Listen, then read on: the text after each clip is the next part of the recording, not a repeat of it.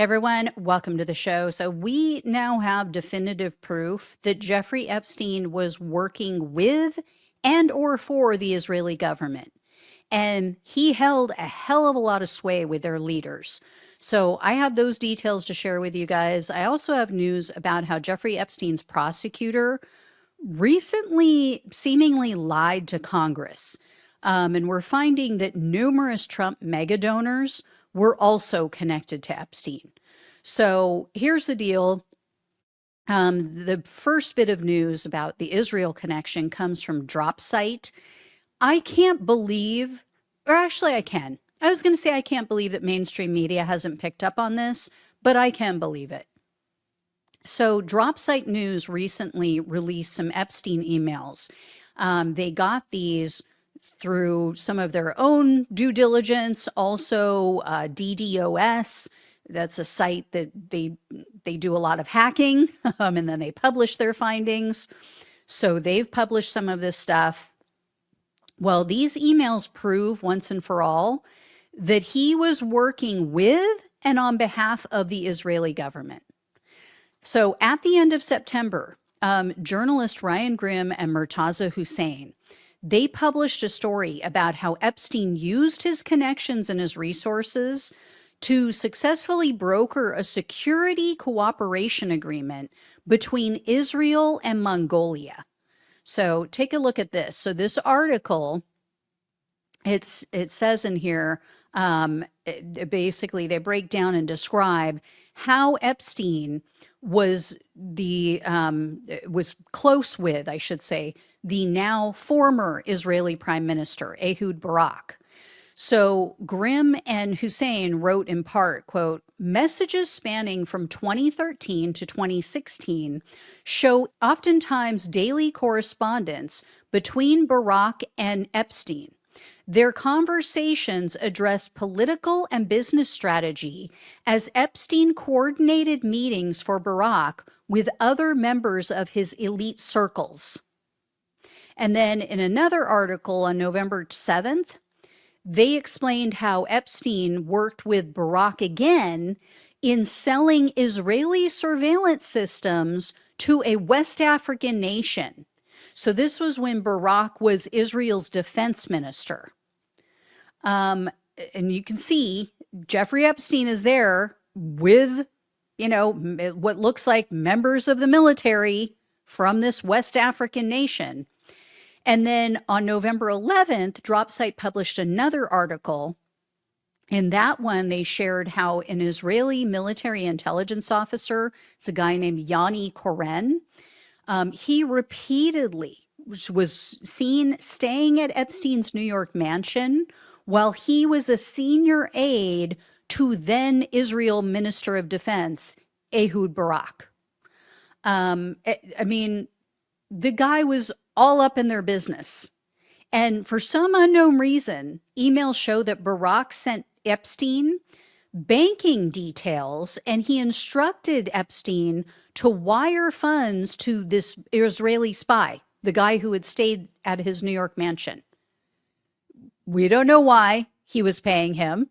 And then they also mentioned there was a private meeting that this Ehud Barak had with the Oracle founder, also Trump buddy, Larry Ellison, the guy who's taking over TikTok. Yeah. So that leads me to this next bit of news. So in an episode on his podcast, Trump's former press secretary, Anthony Scaramucci, made the connection between another one of Donald Trump's donors and Epstein. So check this out. Mellon gave 130 million US dollars to pay for the troops. Number one, is that even something we should be accepting or doing? And then number two, it turns out that his dad, Paul Mellon, is all over the Epstein flight logs back and forth to Epstein Island. Isn't that interesting?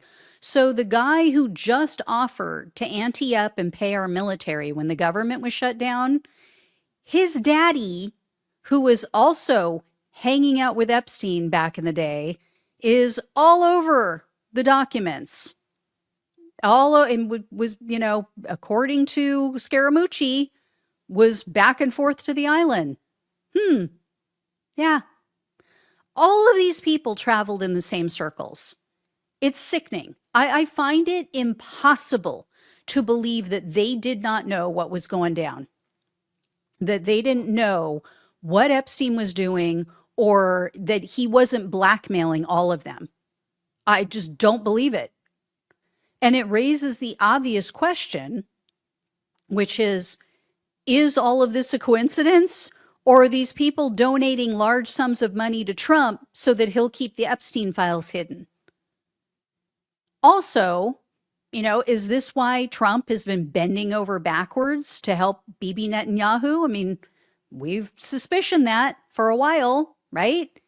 And it was recently reported that Trump sent a letter to the Israeli president, and he formally requested that they pardon Netanyahu. So you guys might know Netanyahu is also an alleged criminal. He was indicted in 2019 on corruption charges. It's long been suspicion that the reason he wanted to keep this whole siege going and the genocide in Gaza is because as soon as he steps down, as soon as his term is over, he can then go to prison. He then has to go on trial. He's been using this as an excuse to not go to trial. Oh, I'm too busy with this war, too busy going after Hamas. We can't have my trial now. Yeah. I mean, what other reason could Donald Trump have for such fealty to Netanyahu, if not blackmail? Trump doesn't do anything for anyone, right? Unless he's getting something out of it, we all know he does not care. And Epstein's ties to Israel and Israeli intelligence seems to fly in the face of what Alex Acosta told Congress. So remember, there was a rumor that was going around that Acosta told someone that he backed off of fully prosecuting Epstein because he said he was told that Epstein was intelligence, that he was somehow involved with either our intelligence or another country's intelligence. He has denied saying that.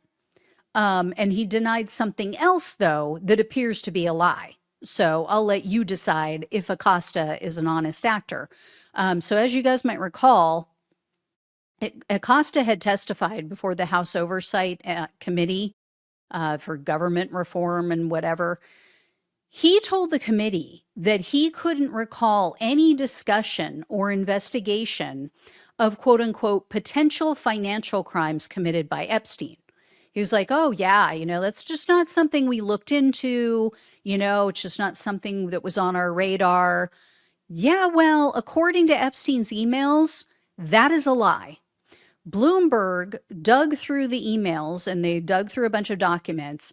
They found 2007 emails that talked about the grand jury subpoenas for quote unquote every financial transaction Epstein was involved in for the prior 4 years. So this was being looked at. And Bloomberg wrote in this article that you see here, quote, Epstein grew furious when he learned that prosecutors had broadened their investigation scope, the emails show. His high-powered team of lawyers, including Gerald LaCourte, Harvard law professor Alan Dershowitz, former Bush administration official Jay Lefkowitz, and former independent counsel Kenneth Starr, argued that Villafana was pursuing baseless claims to pressure their client into a plea deal. They launched an aggressive campaign to discredit her, attempts to follow the money, and pressured her higher-ups to remove her and others from the case or scuttle the case entirely. So Villafana, who they reference there, she was the lead prosecutor in the case that was brought against Epstein in 2007. And Epstein's attorneys, including Alan Dershowitz, who, Barry Weiss is over there praising as, oh, he's so charismatic. We need to have him as part of our, political debate and blah, blah, blah. Anyway, don't get me started on her. So Clearly, they were investigating his financial transactions. So, unless Acosta has dementia like Donald Trump, he should remember that. And then Bloomberg went on to say, quote, the emails and documents from Epstein's Yahoo account show that prosecutors in his office discussed the financial crimes component of the investigation with Acosta and copied him on correspondence about it. So they were discussing it with him. Again, unless he is just feeble-minded and losing it, he knew. He freaking knew that they were investigating financial crimes. And then check this out. Bloomberg added, quote, records. There I go again. Putting the wrong emphasis on the wrong syllable. Anyway, they wrote, quote, records obtained as part of the money laundering probe were stored at the U.S. Attorney's Office in a folder titled Money Laundering, which contains attorney research and handwritten notes, according to a partial list of the government's evidence that was filed in a related court proceeding. Gee, I don't think we looked at money laundering or financial crimes. Oh, what do you know? Look, there's a folder here that's titled Money Laundering.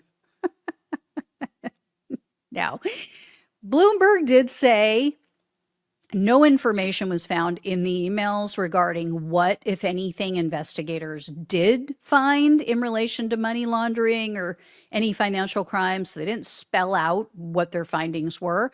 But a former law enforcement officer told them, quote, that the investigation lasted 18 months, that there were tens of millions in suspicious financial transactions. How good? Come on. Really? Like tens of millions of suspicious financial transactions. Even one is enough to set off alarm bells. You're telling me in tens of thousands, everything was copacetic? Everything was legit? And of course, Acosta's attorney denies any wrongdoing. Oh, my client didn't lie. He told the news outlet, quote, although Mr. Acosta approved the terms of the Epstein matter, he did not direct that investigation or any investigation for that matter. If evidence of financial wrongdoing existed, no agreement prevented the Department of Justice from pursuing it in the many years following Epstein's sex crimes prosecution. So, you know, I guess he thinks that absolves his pedophile protector client, right? Oh, well, somebody else could have done something about it. Yeah, well, he could have done something first. He could have done something at the time that they were investigating. He could have not given him a sweetheart deal.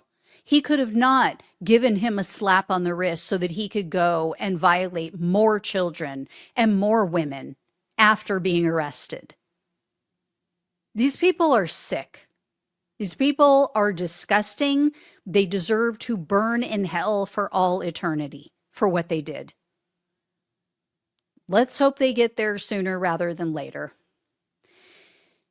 All right, guys. Thank you all so much for watching and listening. Please like, please share, and subscribe. Please donate if you can. Love you all. Take care. Talk with you soon.